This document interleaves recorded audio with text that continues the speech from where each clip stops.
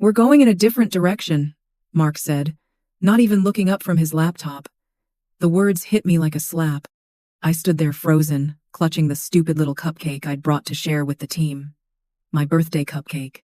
"I don't understand," I said, my voice smaller than I wanted it to be. The Westlake account just renewed at double their previous commitment. Richardson is finally on board, after 2 years of pitching. We're about to close Meridian next week. Mark sighed and finally looked up, clearly annoyed at having to explain himself. His eyes lingered on the cupcake in my hand, a small pink thing with a single unlit candle, before dismissing it as unimportant. "Look, Jenna, you've done fine work, but the company needs fresh energy, new perspectives." He gestured toward the glass-walled conference room where a young man in an expensive suit was chatting with our CFO. "My nephew Dylan just finished his MBA, top of his class at Wharton. He's got some innovative ideas for our client acquisition strategy." The nephew. Of course it was his nephew. My throat tightened as I watched Dylan laugh at something, all confidence and connections, and absolutely zero experience. 2 years ago, Mark had introduced him as an intern. The kid who couldn't figure out how to use the copy machine was now taking my clients, my accounts, my life. "You want me to hand over everything to him? Today?" I asked, still not quite believing this was happening. "HR has prepared your separation package. Very generous, considering." Mark's tone suggested he was doing me a favor. "We'll need your laptop, phone, and key card before you leave. Dylan will reach out to your clients this afternoon to introduce himself." 7 years. 7 years I'd given to this company. Nights, weekends, missed family gatherings. The Christmas I spent in a hotel room in Cincinnati, because the Thompson deal couldn't wait until after the holidays. The relationship that fell apart because I was never home. All for this moment, standing in my boss's office on my 34th birthday, being replaced by his nephew. I didn't cry. Somehow, that felt important, not letting him see me cry. "Of course," I said, placing the cupcake carefully on the edge of his desk. "I'll clean out my office." As I turned to leave, Mark called after me. "Oh, and Jenna, let's make this transition smooth, all right? Professional. I'd hate for this to affect your references." The threat was clear. Play nice, or he'd make sure I never worked in this industry again. I nodded, numb, and walked out. 2 hours later, I sat in my car in the parking garage, surrounded by cardboard boxes containing 7 years of my life. Photos, awards, the jade plant I'd kept alive since my first day. But not my client files, not my contacts, not the deals I'd built from nothing. Those belonged to the company. To Mark, to Dylan now. The security guard had watched me the entire time I packed. "Company policy," he'd said apologetically, like I was a thief. I pressed my forehead against the steering wheel, and finally let myself feel it all. Rage, humiliation, betrayal, the absolute unfairness of it. I had generated $4.7 million in revenue last year alone, the highest in the company's history, and this was my reward. When Mark hired me 7 years ago, I was desperate. Fresh out of a divorce that left me with nothing but debt, sleeping on my sister's couch, applying for any job I could find. The position at Stratacore Solutions paid less than I needed, but it was something, a foot in the door. I still remember Mark's words in that first interview. "We're like family here." What a joke that seems like now. Back then, I believed it. I believed in the company, in the work, in myself. I stayed late learning everything I could. I volunteered for the accounts nobody wanted. The small businesses, the difficult clients, the long shots. I built relationships hour by hour, call by call. There was no magic to it, just hard work and genuine care. I remembered their kids' names, their hobbies, their concerns. I followed up. I called when I said I would. I told them the truth, even when it wasn't what they wanted to hear. Especially then. 2 years in, I landed the Westlake account, my first big win. They were a mid-sized manufacturing company looking to overhaul their entire supply chain management system. Their CEO, Barbara, had been burned by consultants before. "Why should I trust you?" she asked me bluntly during our third meeting. "You shouldn't," I said. "Not yet. Trust comes with delivery." She smiled at that. It was the beginning of a partnership that would eventually be worth millions to Stratacore, to Mark. After Westlake came Richardson, then Meridian, then a dozen others. My client list grew, and so did the revenue I generated. My salary increased too, but never in proportion to what I brought in. When I asked for a raise last year, showing Mark the numbers, the growth, the client retention rates, he looked pained. "Times are tight, Jenna. We're all making sacrifices." 2 weeks later, he drove up in a new Tesla. I should have seen it then. Maybe I did, but I ignored it.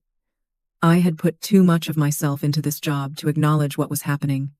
My clients needed me. The projects needed me. I told myself that was enough.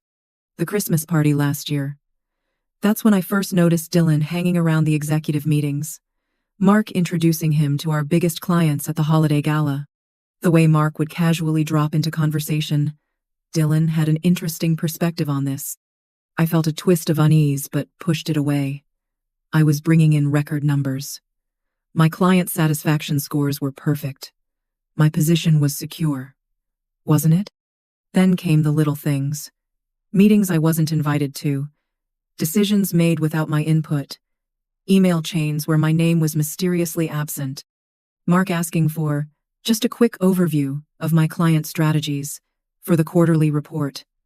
Always with that same pleasant, empty smile. In February, Barbara from Westlake called me, confused. "Is there someone new working on our account?" Mark introduced me to his nephew yesterday. "Just supporting staff," I lied, my stomach sinking. "Nothing to worry about. I'm still your point person." But I was worried. Very worried. I started keeping better records after that. Every email, every contract, every conversation.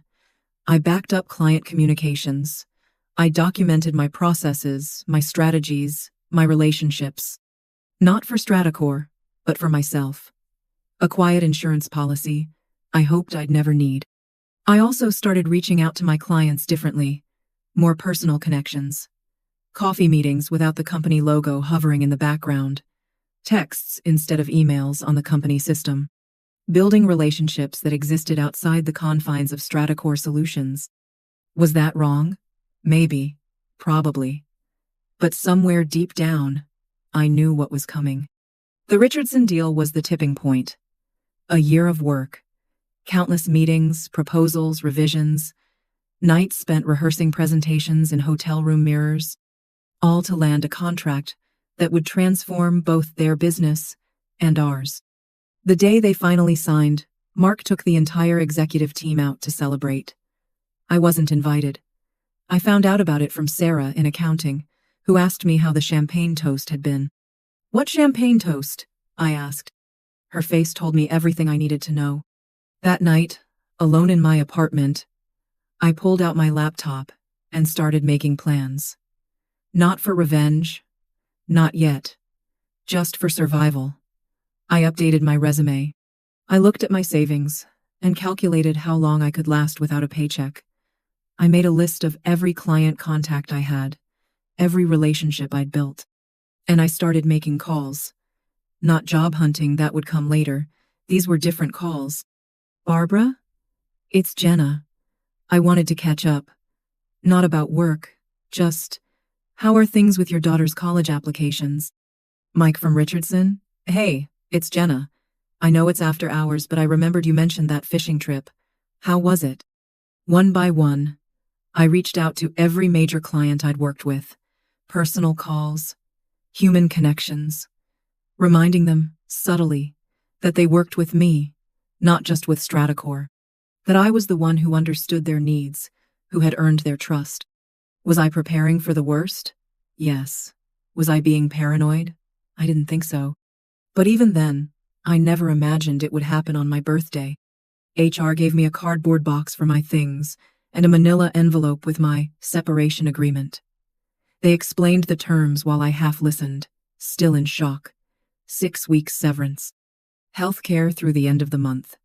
A non-disparagement clause. And the kicker. A non-compete.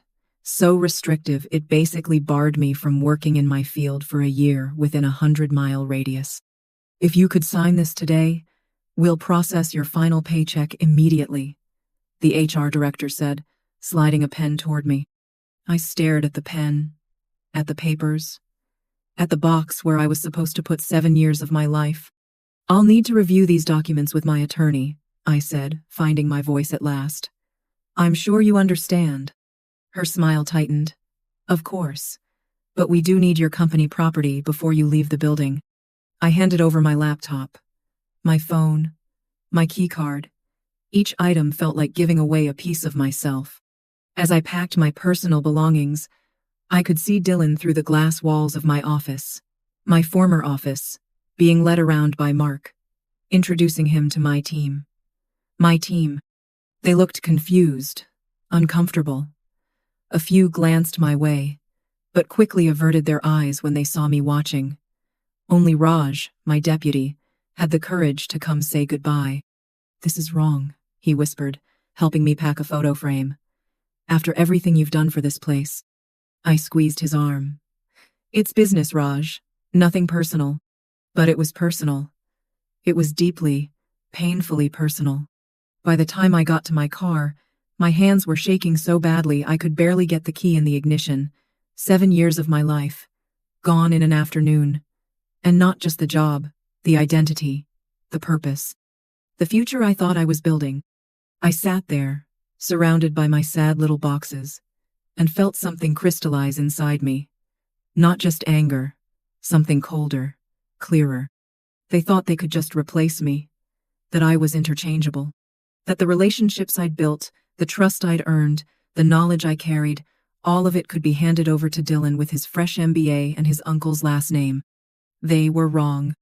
I pulled out my personal phone, not the company one I'd just surrendered, and opened a document I'd created months ago. A document titled Plan B. I'd never actually intended to use it. It was just insurance. A way to feel less powerless in a company where I was increasingly aware of my precarious position. But now, running my finger down the list of names and numbers, I felt a strange calm settle over me.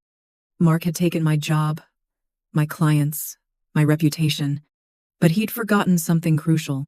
He'd forgotten what I kept. I drove home in a daze. The boxes from my office sat untouched in my trunk for 3 days. I couldn't bear to look at them. Instead, I pulled the blinds closed and disappeared into my apartment. I ignored calls from my sister, from friends wondering why I wasn't at work. I ordered takeout that I barely touched and stared at walls until my eyes burned. It wasn't just a job. It was 7 years of my life, my identity, the thing I was good at. On the 4th day, I woke up and realized I had to make a choice. I could stay in that dark apartment and let Mark win, or I could do something about it. I showered for the first time in days, put on real clothes, made coffee, and then I opened my laptop and really looked at Plan B. The document contained contact information for every major client I'd worked with, not their company email addresses or office numbers, but their personal cell phones, private emails, even home addresses for some. It listed birthdays, spouse names, children's ages, personal interests, and vulnerabilities. Not the kind of vulnerabilities you exploit, but the kind you protect. The kinds of things you know about people you actually care about. Next to each name were notes about their contract terms with Stratacore, renewal dates, pain points, services they needed but weren't getting, promises Mark had made but never fulfilled. This wasn't just a contact list. It was a map of relationships, real, human connections I'd built over 7 years while Mark was playing golf and buying Teslas. I took a deep breath and made my first call. Barbara? It's Jenna. Do you have a minute? Barbara's voice immediately warmed. Jenna, I was just thinking about you. Dylan reached out yesterday, said you'd left the company? What happened? I chose my words carefully. The non-disparagement clause meant I couldn't badmouth Stratacore or Mark, but I didn't need to. Mark decided to go in a different direction, I said simply. I wanted to call personally to thank you for the opportunity to work together these past years. It's meant a lot to me."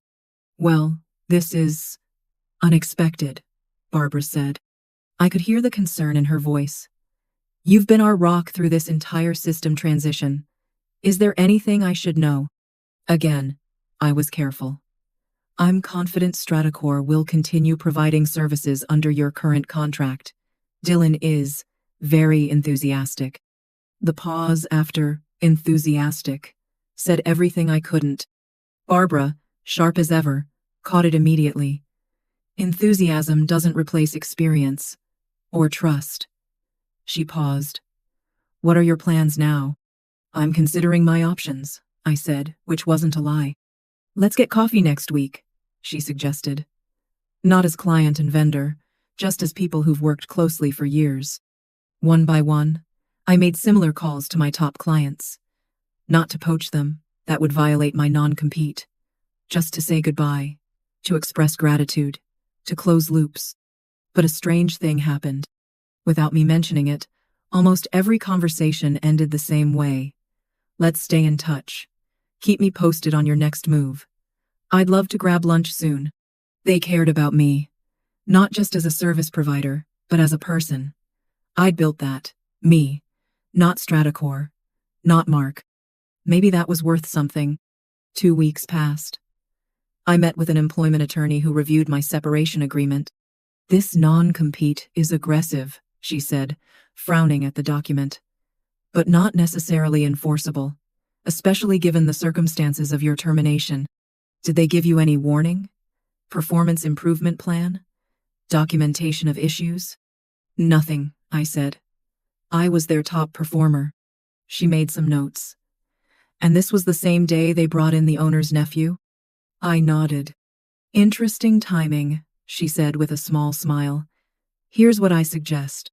We drafted a counter-proposal. I would sign an amended agreement that limited the non-compete to direct competitors only, not the entire consulting industry, and reduced the geographic restriction to 25 miles, not 100. In exchange, I wouldn't challenge the termination or pursue any claims against Stratacore. Mark rejected it immediately. His response came through Stratacore's attorney. "Sign the original agreement or forfeit the severance package." Fine. I'd survived without their money before. I could do it again. I declined the severance and returned the unsigned agreement. That evening, I got a text from Raj. "Dylan bombed the Meridian pitch today. Completely tanked it. They're walking." I felt a pang of satisfaction, quickly followed by guilt. The Meridian deal would have meant bonuses for the whole team, including Raj. My revenge shouldn't hurt the people who weren't responsible. But then came another text. Also, Barbara from Westlake called Mark directly, said they're reviewing their contract options. My coffee with Barbara had been pleasant. We'd talked about her daughter's college acceptance, her husband's new hobby, the vacation she was planning. Business didn't come up until the very end. "I'm not asking you to say anything inappropriate," she'd said carefully. "But as someone who's trusted you for years, I'd appreciate your professional assessment of our current situation with Stratacore." I'd considered my words carefully. Stratacore has excellent technical capabilities. But in my experience, successful consulting relationships depend on trust, communication, and deep understanding of client needs. Those things take time to develop. Barbara had nodded slowly. "Indeed they do." Now, reading Raj's text, I wondered if Barbara had taken that conversation to heart. A month after my termination, I made a decision. I couldn't work directly in my field due to the non-compete threat, but I could teach. I reached out to the local university and offered to guest lecture on business relationship management for their MBA program. No pay needed, just the opportunity to share what I knew. They accepted immediately. And that's how, 6 weeks after losing everything, I found myself standing in front of a classroom of graduate students, talking about the work I loved. Consulting isn't about having all the answers, I told them. It's about asking the right questions. It's about listening, really listening, to what people need, even when they don't know how to express it. After class, several students approached with questions. One handed me her card. My father runs a manufacturing business, she said. He's been looking for someone to help streamline their processes. Would you be interested in meeting him? By month 2, I had 3 independent consulting clients, all in industries different enough from Stratacor's focus to avoid non-compete issues.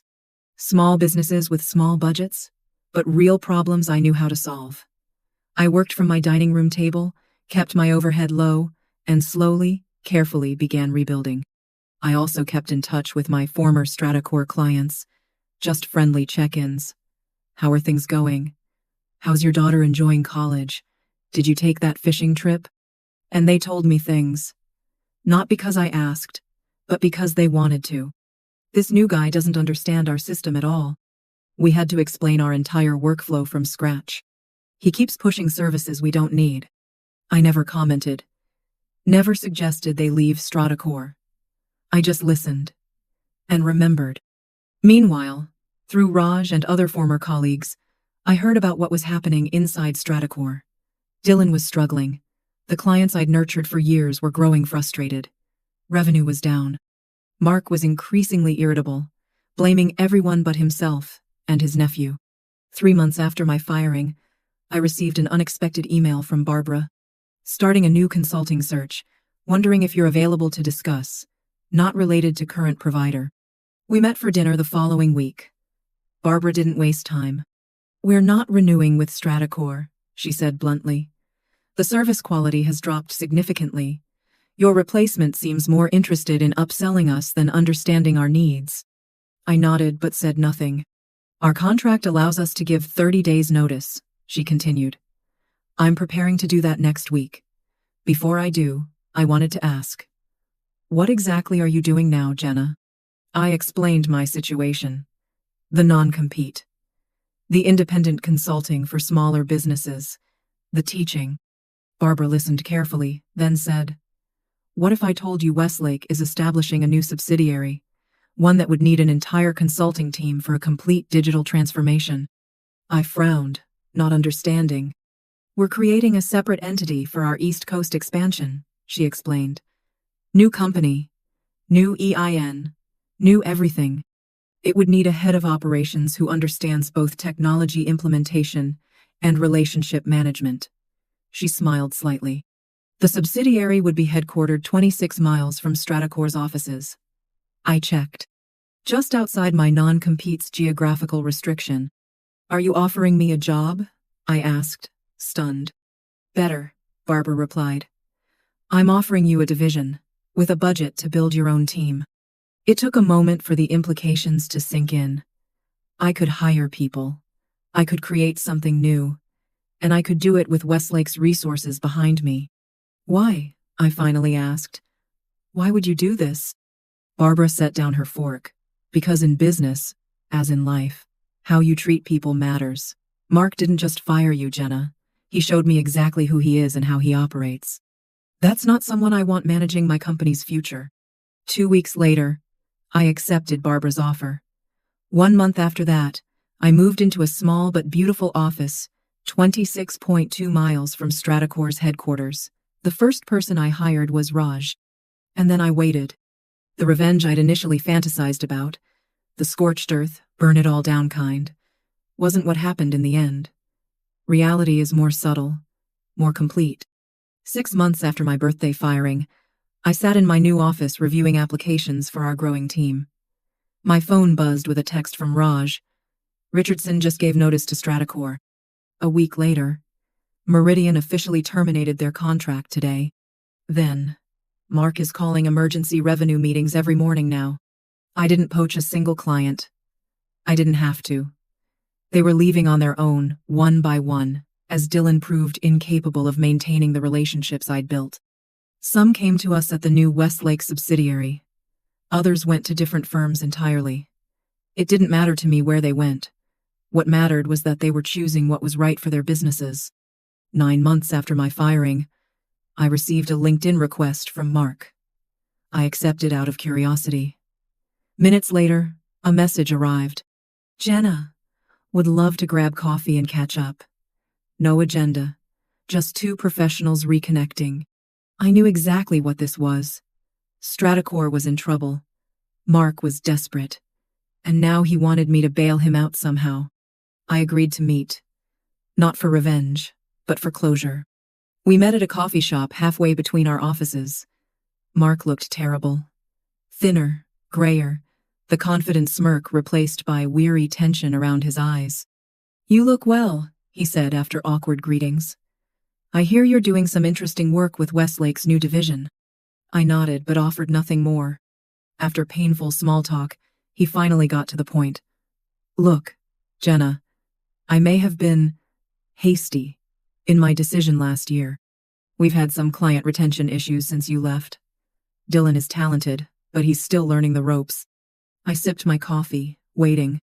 "I'm wondering if you might consider coming back," he said, leaning forward.